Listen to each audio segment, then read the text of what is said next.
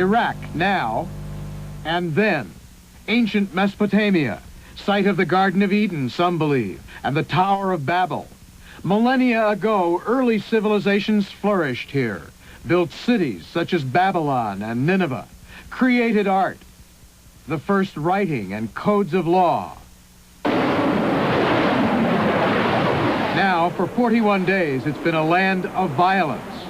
Robert Adams, head of the Smithsonian in Washington, leader of many archaeological expeditions to Iraq, last week drawing maps at the hurried request of the CIA just before the ground war. Of major concern, the potential path of flanking Allied tanks and possibility for confrontation with retreating Republican Guard. Very near sites of the great ancient cities of Ur, birthplace of Abraham, and Ubaid and Eridu, dotted with early temple foundations and countless buried ruins.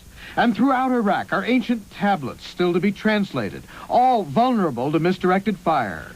The resources that are waiting there to be uncovered and made a part of our historical record are beyond belief. So one can only hope that that kind of accident doesn't happen. In Baghdad, there have been concerns for the city's museum and treasures it holds.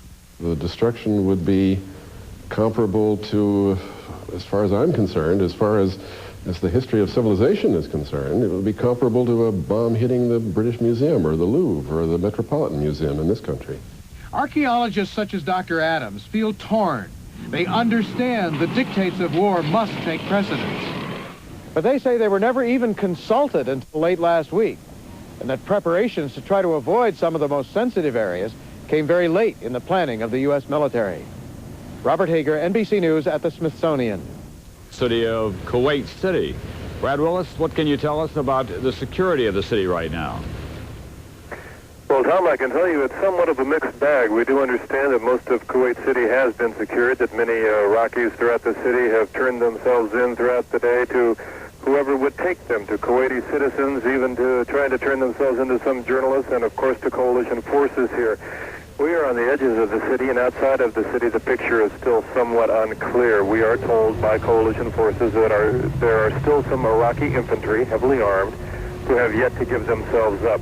They may attempt to escape, they may attempt some kind of an attack. So the military is heavily on guard here on the outskirts, and the battle is far from over. But everywhere we do see the destruction of the Iraqi forces. Coming into towards Kuwait City, we have seen burned out tanks and armored personnel carriers, some bodies inside. The coalition forces have clearly just rolled right on up to the city gates and are in complete control of the situation.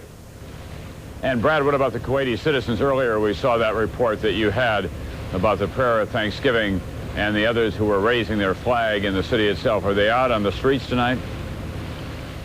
Well, they have been. It's awfully late here now, Tom, and we're in a position now where it's dark and quiet. There's a huge clouds of black smoke from the Al-Wafra oil fields over our position here. We know that they have been out in the streets and have been extremely jubilant, feeling that their city has been liberated, that finally the Iraqis have been pushed out. But then again, there are pockets of the city where there is still some fighting. As we understand at the Kuwaiti International Airport, the Marines have had a major tank clash with Iraqi tanks. We're told that they got the best of it. So there are portions of the city where people are rejoicing and still other parts that are contested territory.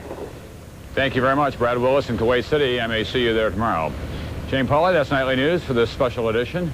We'll be back here at our regular post tomorrow night, you in New York. Perhaps I'll be in Kuwait City if we can get everything to work. Take care.